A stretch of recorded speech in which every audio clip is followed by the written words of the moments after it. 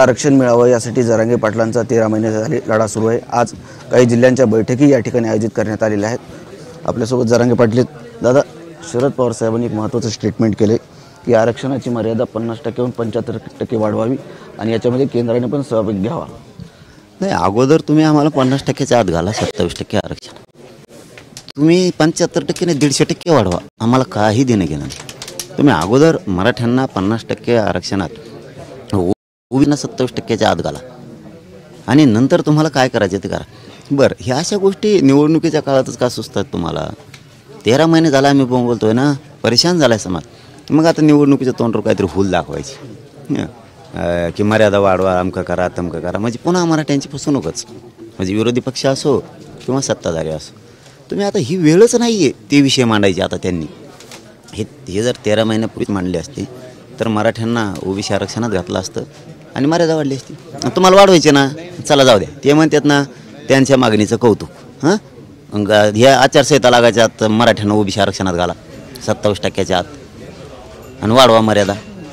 हे निवडणुकीपुरता बहाणा नको मग आम्हाला। तुम्हाला मर्यादा जेवढी वाढवायची तेवढी वाढवा, पण अगोदर मराठ्यांना आचारसंहिता लागायच्या आत ओबीसी आरक्षणात घाला आत्ता, या 2-4 दिवसाच्या आत, आणि मग मर्यादा वाढ। तुम्ही म्हणताल निवडणुका होऊन द्या, आमकं कुठाने भानगडी, आणि मग म्हणजे ती सहानुभूती नको आहे आम्हाला आता कोणाचीच, सत्ताधाऱ्याची नको आणि विरोधी पक्षांची नको। आम्हाला सगळं कळतंय, तुम्ही काय आमच्याशी गेम करायलात आम्हाला सगळं कळतं। इथून मागच बोलायचं ना राव, म्हणायचं ना, जाऊन बैठका घ्यायच्या त्या टायमाला पार इथं नरड्याला लागले समाजाच्या, आणि आता म्हणणार असं करा तसं करा।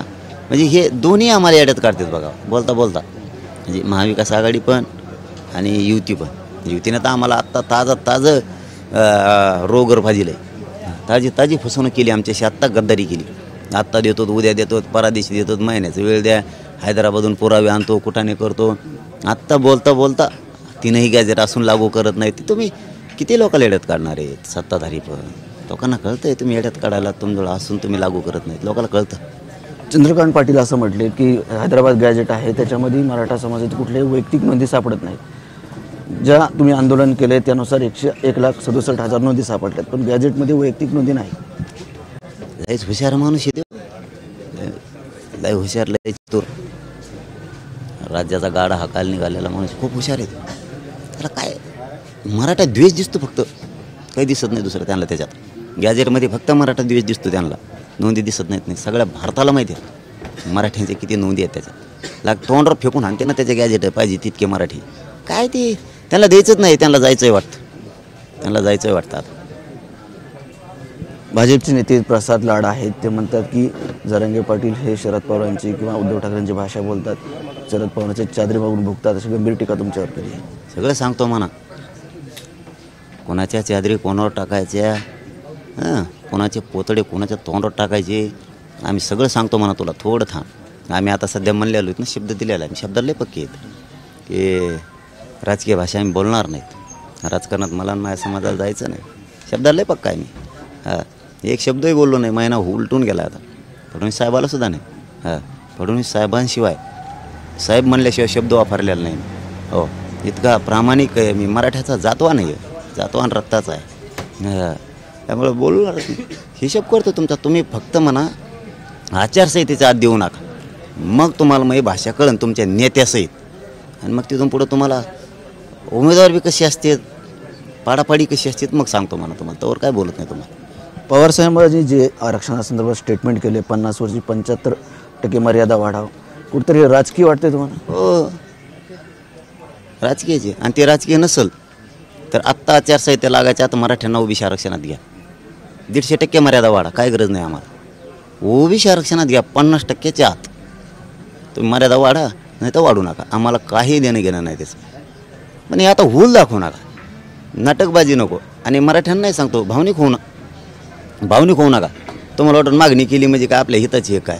आता हे निवडणुका मारून नेण्यापुरते, आपला फायदा उचलायचा दोघाला पण, म्हणून हे बोलायचं। मग तुम्हाला खरंच कळवळ आहे महायुतीला पण आणि महाविकास आघाडीला पण, तर ही आचारसंहिता लागायच्या आत तुम्ही मराठ्यांना 27% आरक्षणात घ्या, 50%च्या आत ओबीसी आरक्षण, मर्यादा वाढवा आत्ता।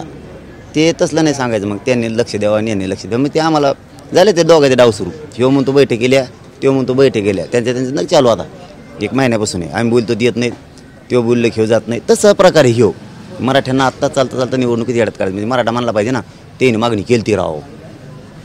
हे डाव आहेत, हे नाटक आहे दोघांचं पण. अरे दोघी एकच आहेत बाबा. जनता मराठ्यांना सांगतोय दोन्ही एकच आहेत. एक रात्री सत्तेसाठी एकत्र येतात बेटे. आपल्या डोळ्यात देखता विषय काय विश्वास होता कोणावर. आम्हाला द्या आधी, समाज तुमचं कौतुक करेन, पण आचारसंहिता लागायच्या आत. दोघेही एक झाला तुम्ही असं म्हणतात. दोघांची बाकी मराठा विरोधात असल्यासारखे आहे. जरांगे पाटील राजकारणात उतरणार? नाही ते बघू ना, ते पुढे लांब आहे आणखी. मला बघू चाललंय मराठा, बघू तू काय काय करतात, कसल्या याद्या आहेत त्यांच्या, काय काय कसं चाललंय. तयारी झालेली आहे. 13 महिने काय करतात मराठा?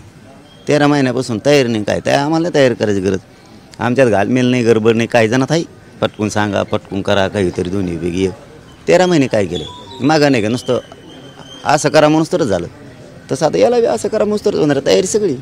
आम्हाला कुठं मतदान शोधायचं आहे का काय शोधायचं? आमचं रेडी आहे सगळं ऐकून.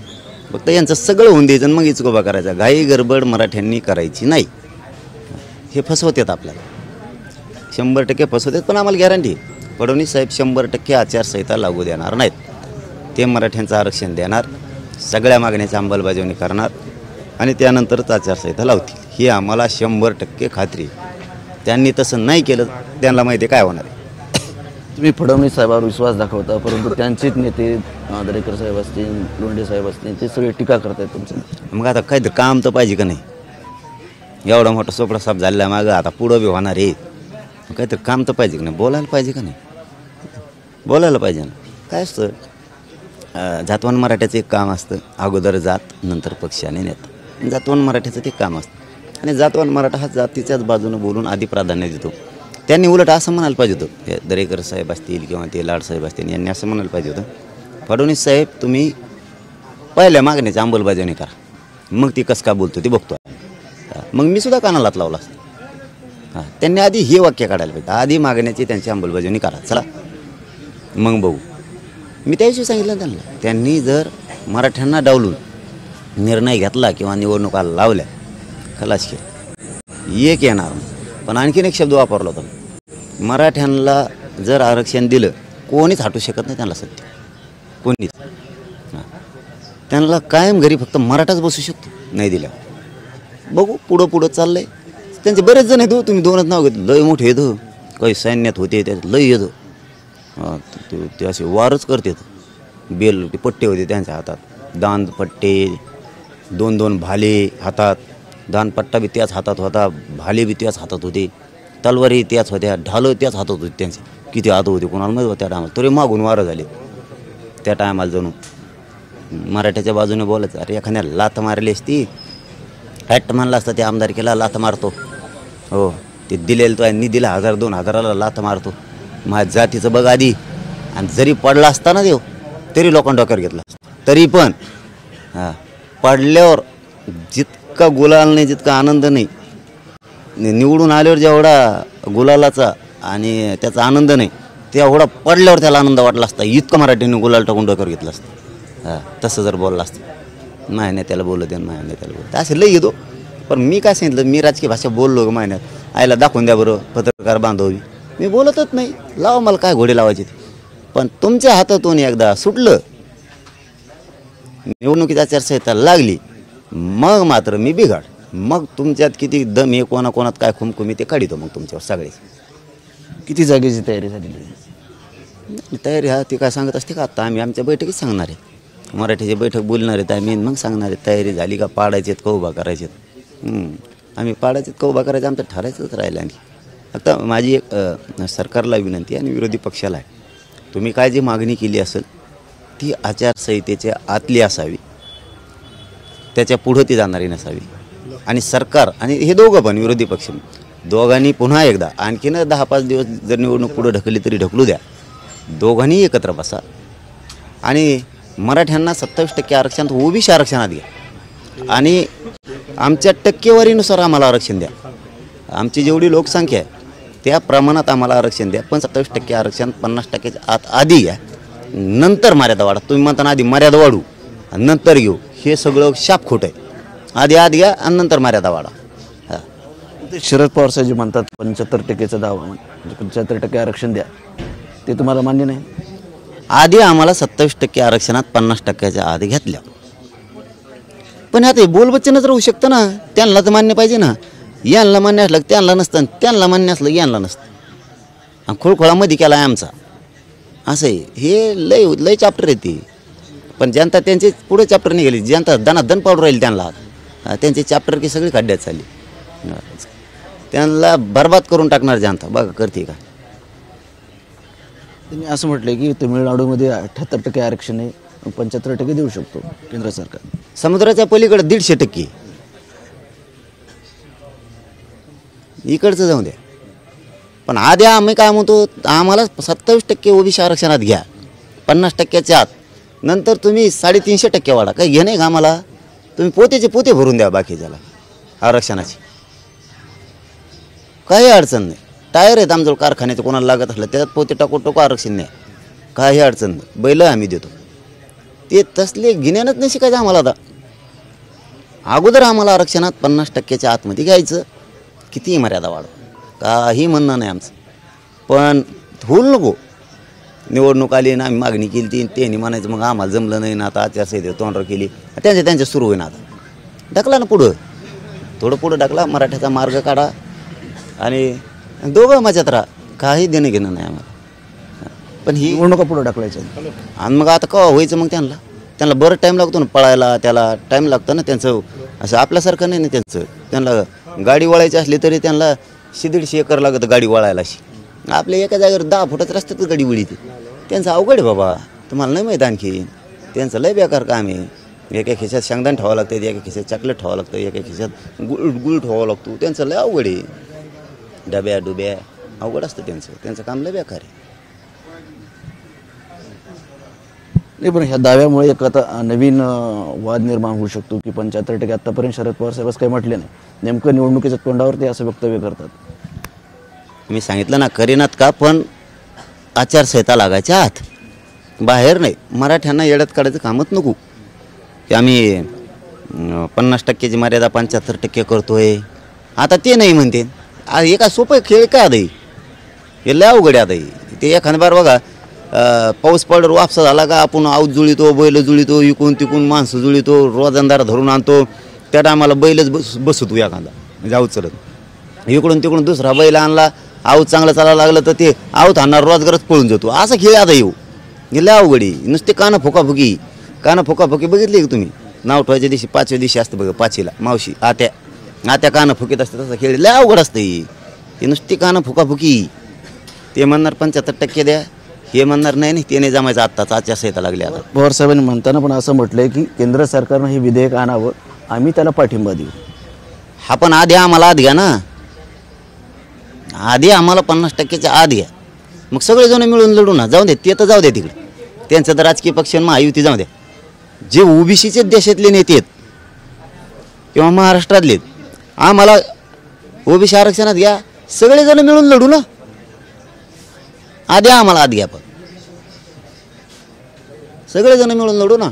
वाढू लागायला आम्हाला नाही घ्यायचं, तुमचंच घ्या वाढू नुसतं ना. आम्हाला नुसतं ढोपरा असत आंदोलनं करायला, ते जमणार नाही. चाल अजिबात नाही जमणार.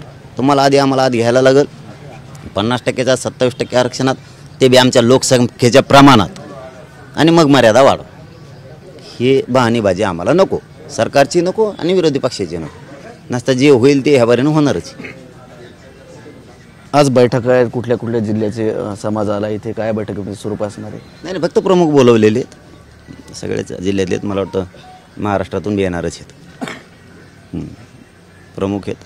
आम्ही काय मोठी बैठक बोलवलेली नाही. संदर्भ काय बैठकीचा? विधानसभा, नारायणगडावरचा मेळावा? नाही, चर्चा आता सगळीच होत असते.